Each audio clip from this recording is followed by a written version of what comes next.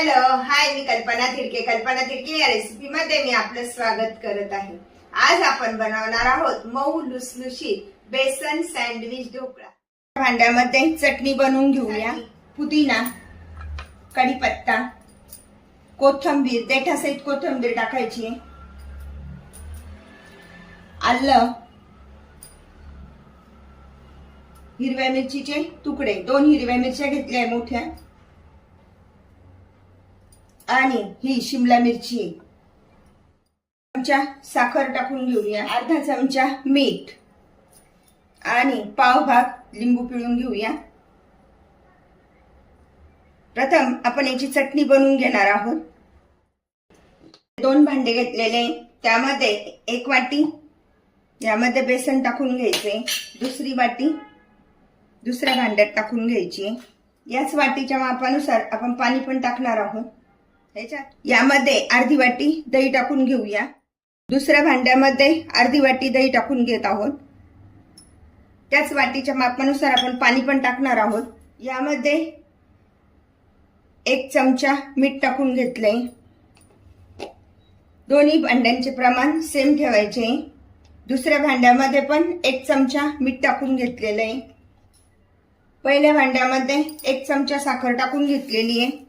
दुसऱ्या भांड्यात पण 1 चमचा साखर टाकून घेतलेली आहे. त्यामध्ये चिमूटभर हळद टाकून घ्यायची आहे. जास्त नाही टाकायची, थोडीशीच टाकायची.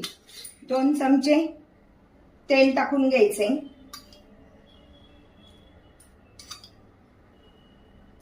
टाकूया. थोडं थोडं पाणी टाकायचंय आणि चांगलं व्यवस्थित फेटून घ्यायचंय.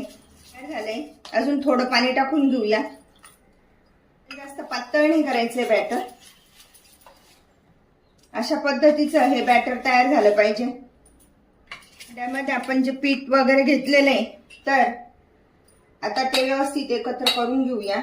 त्यासाठी सुद्धा पाण्याचं प्रमाण सेम ठेवायचंय. ही अर्धी वाटी घेतलेली आहे.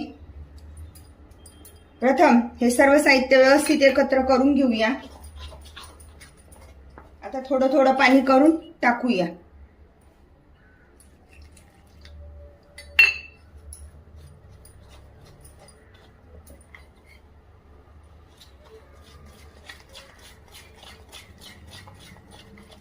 व्यवस्थित फेटून घ्यायचं.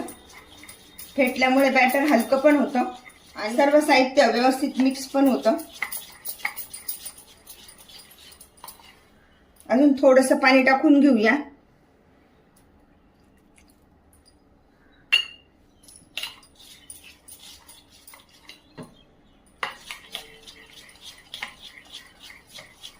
ज्या वाटीने आपण पीठ घेतलंय ना, त्याच वाटीने सर्व माप घ्यायचंय व्यवस्थित.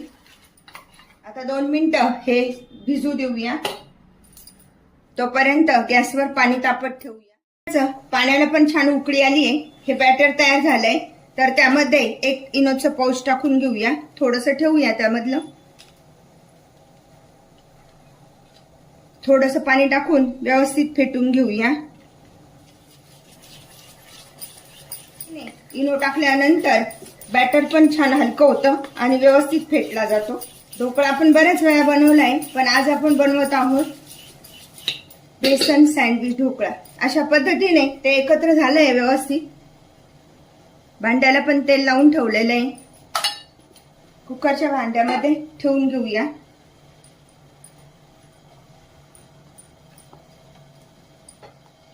थोडंसं टॅप करून घ्यायचं. पाण्याला छान उकळी येऊ द्यायची. आणि आता हे भांडं आपण त्यामध्ये ठेवून देऊया. 2 मिनिटं अजिबात हात लावायचा नाहीये. छान फुलू देऊया. प्रकारे 2-3 मिनिटं झाले, झाकण काढून घेऊया आणि त्याला आपण सँडविचची चटणी लावून घेऊया.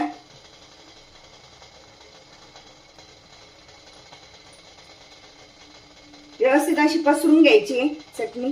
चटणी व्यवस्थित पसरून झाली. मध्ये टाकून घेऊया इनोचं पाऊच. थोडंसंच ठेवायचंय त्यामधलं. टाकून घेऊया आणि व्यवस्थित फेटून घेऊया. हे अंदाजासाठी मी 2 भांड्यांमध्ये घेतलंय. अशा प्रकारे एकदम छान असं व्यवस्थित एकत्र झालंय, तर ते त्यामध्ये टाकून देऊया.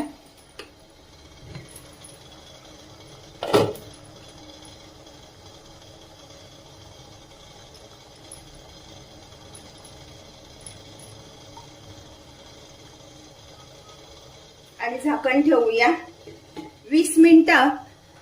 झाकण न उघडता ढोकळा छान असा होऊ देऊया. ढोकळा होतोय तोपर्यंत साईडला पाणी ठेवूया. ज्या वाटीने आपण पीठ मोजलंय त्या वाटीने 1 वाटी पाणी ठेवायचं आणि 5 चमचे साखर टाकून घ्यायची आहे त्यामध्ये.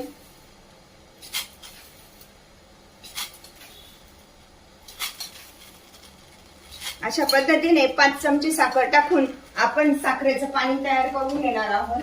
या पाण्याला जास्त हे करायचं नाहीये, फक्त उकळून घ्यायचंय साखर वितळेपर्यंत. एकदा बघूया झालाय की नाही आता ढोकळा ते. अशा पद्धतीने आपला क्लीन चाकू आल्यानंतर समजायचं की ढोकळा तयार झालाय. तर थंड होण्यासाठी ठेवूया. अशा प्रकारे ढोकळा तयार झालाय. तर त्यावर थोडंसं साखरेचं पाणी टाकून घेऊया. आणि तुम्हाला नसेल चालत, म्हणजे तुम्हाला आवडत नसेल तर नाही टाकलं तरी चालतं. थोडा लागतो. हा सँडविच ढोकळा आहे, यामुळे नुसता तडका दिला तरी याला चालून जातो. अशा पद्धतीने थोडंसं साखरेचं पाणी टाकून घेतलेलं आहे. आता त्याचे आपण काप करून घेऊया. पॅन मध्ये 1 चमचा तेल टाकून घेऊया. अर्धा चमचा मोहरी चांगली तडतडू घ्यायची. गॅस बंद करायचा. टाकून घेऊया हिरव्या मिरचीचे तुकडे, थोडेसे तीळ. आवडत नसतील तर नाही टाकले तरी चालतं, स्किप करून टाकायचं. कढीपत्ता. आठवड्यातून 2दा बनवला गेला तरी सगळेजण आवडीने खातील असा खमंग व खुसखुशीत सँडविच बेसन ढोकळा तुम्ही पण बनवा आणि मला मात्र कळवा कसा झालाय तो. लाईक अँड सबस्क्राईब करायला विसरू नका. पुन्हा आपण भेटूया नवीन रेसिपीसह. थँक्यू.